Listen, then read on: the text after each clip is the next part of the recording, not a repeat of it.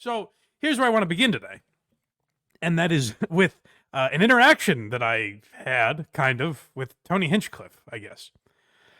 First of all, I may have answered a question, and this makes the most sense. A commenter left this, and this actually makes the most sense. So I'm just going to, when something makes a lot of sense to me, I institute it as fact, whether it is or not. I couldn't figure out why we were getting demonetized for playing Kill Tony clips. I was like, that's very strange that he wouldn't allow other podcasts to talk about his podcast.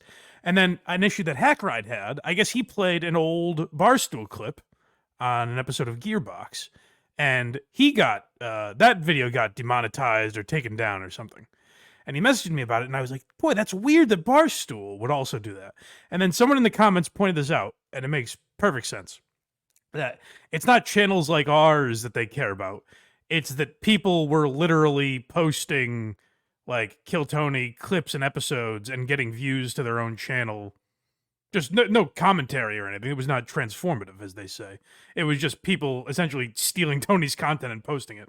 So I imagine Barstool had something similar. So that actually makes a lot of sense that they do kind of a blanket copyright claim, you know? Yeah. So that I can understand. So, Tony, you've been absolved of one sin. Let's get to the next one.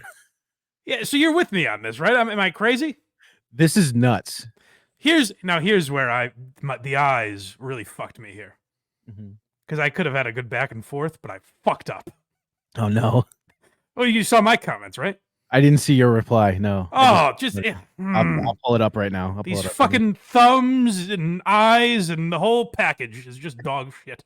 They're not working in sync. They're not working in sync. Yeah, that's exactly right. So I post a clip of us talking about Kill Tony. And I said that it's weird that all the Kill Tony parts are going to be at Skankfest. Not all of them, but I saw on the list Cam Patterson, Casey Rocket, who are regulars, Tony Hinchcliffe, who's the host, obviously, Brian Redband, the producer. So I said, those guys are all going to be at Skankfest. It's weird that they're refusing to do it, because if you remember their argument last summer, Tony and Luis J. Gomez, what's so funny? I saw your first response. Yeah, right? That's annoying. Sorry. It's very annoying because I come off. It totally changes how I come off. You talking about the last word? Yeah. It totally changed. Like it misrepresents me completely. Yeah. So yeah, we heard the argument that Luis J. Gomez and Tony Hinchcliffe had last summer, and there was no argument about logistics of getting Kill Tony there. The argument was Tony said we're doing arenas. We're too big to do Skankfest.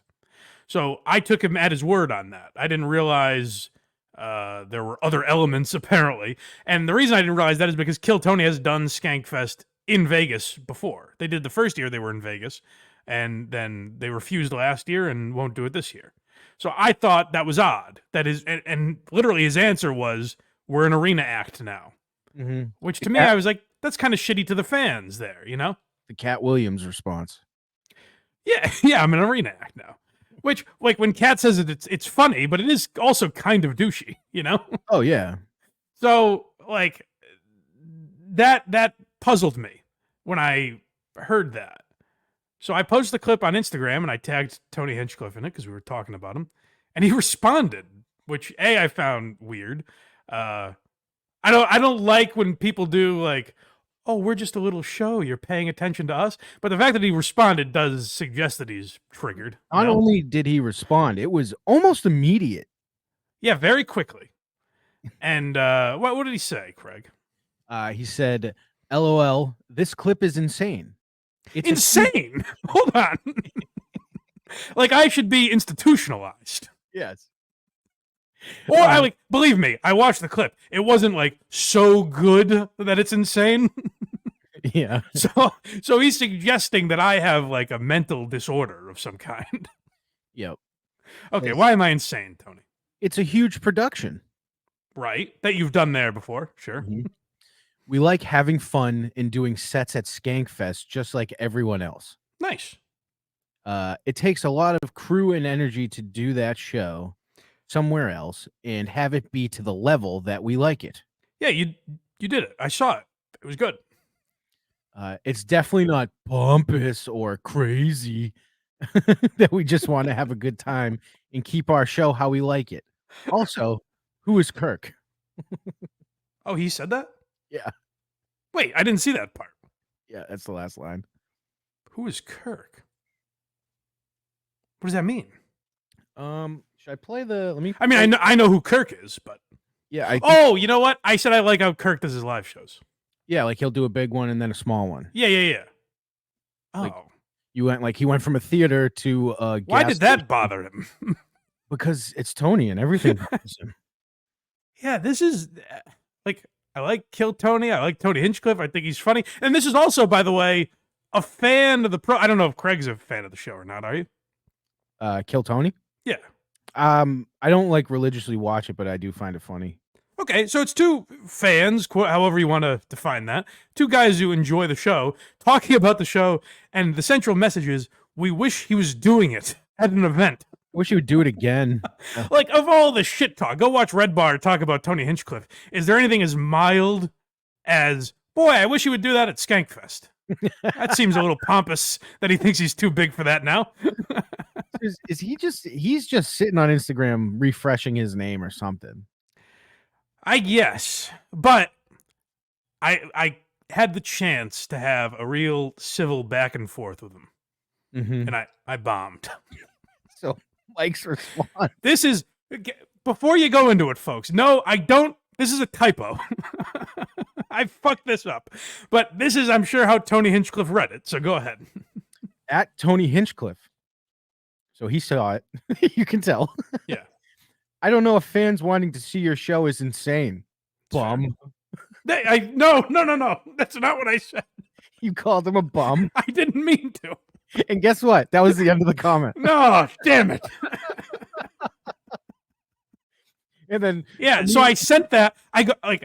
I hit send by accident, and I go no, and then I looked for like 5 minutes.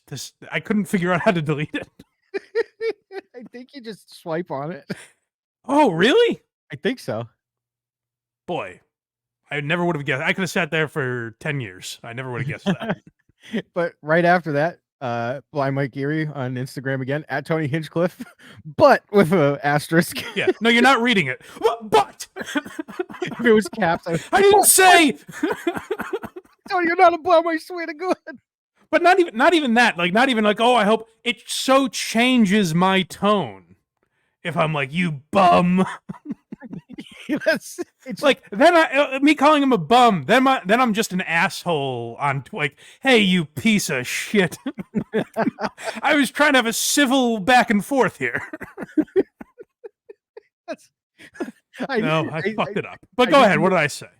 But the show has been there before, so I just didn't realize it was no longer possible to do. Yeah. Now I'm hat in hand. I'm like, just, read this second one, please.